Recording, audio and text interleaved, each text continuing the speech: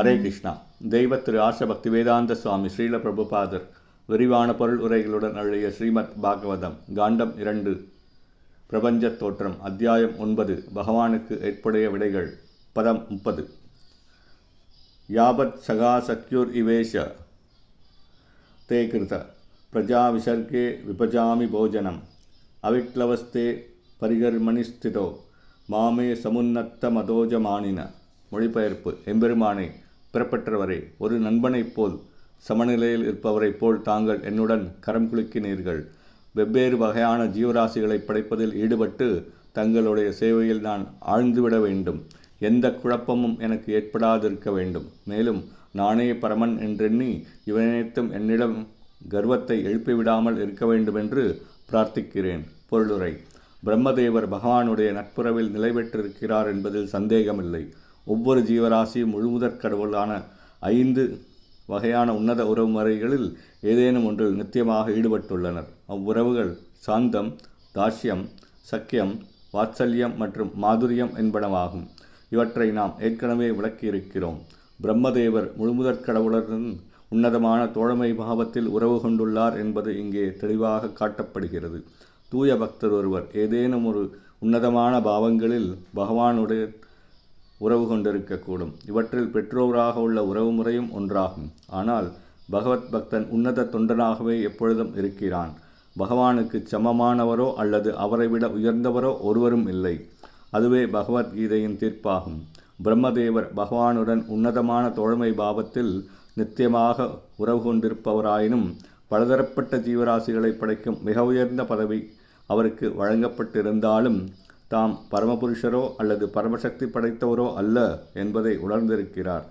பிரபஞ்சத்திற்குள்ளேயோ அல்லது வெளியிலோ சில சமயங்களில் பகவானை விட அதிகமான சக்தியை ஒருவர் வெளிப்படுத்தக்கூடும். இருப்பினும் இச்சக்தி பகவானால் அவரிடம் ஒப்படைக்கப்பட்ட ஒரு விபூதி என்பதை தூய பக்தர் அறிகிறார்.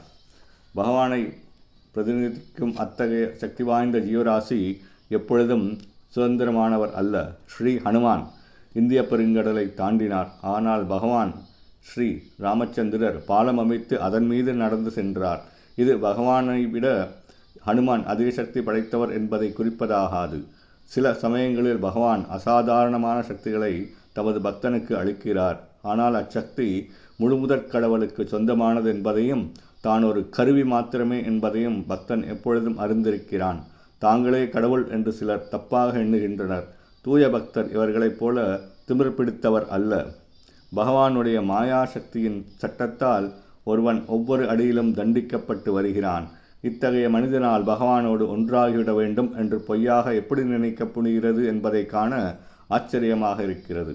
இத்தகைய சிந்தனையே பந்தப்பட்ட ஆத்மாவின் மிக மாயா சக்தியால் வீசப்படும் கடைசி வலையாகும். செல்வத்தையும் வலிமையையும் சேகரிப்பதன் மூலம் ஜட உலகின் அதிபதியாக வேண்டுமென்று அவன் விரும்புவது முதல் மாயையாகும். ஆனால் அம்முயற்சியில் அவன் தோல்வி கண்டதும் பகவானோடு ஒன்றுவிட அவன் விரும்புகின்றான். எனவே ஜட உலகில் மிகவும் வலிமை மிக்கவனாக ஆக வேண்டும் என்பதும் பகவானோடு ஒன்றாகிவிட வேண்டும் என்பதுமான இவ்விரண்டும் வெவ்வேறு மாயவலைகளாகும்.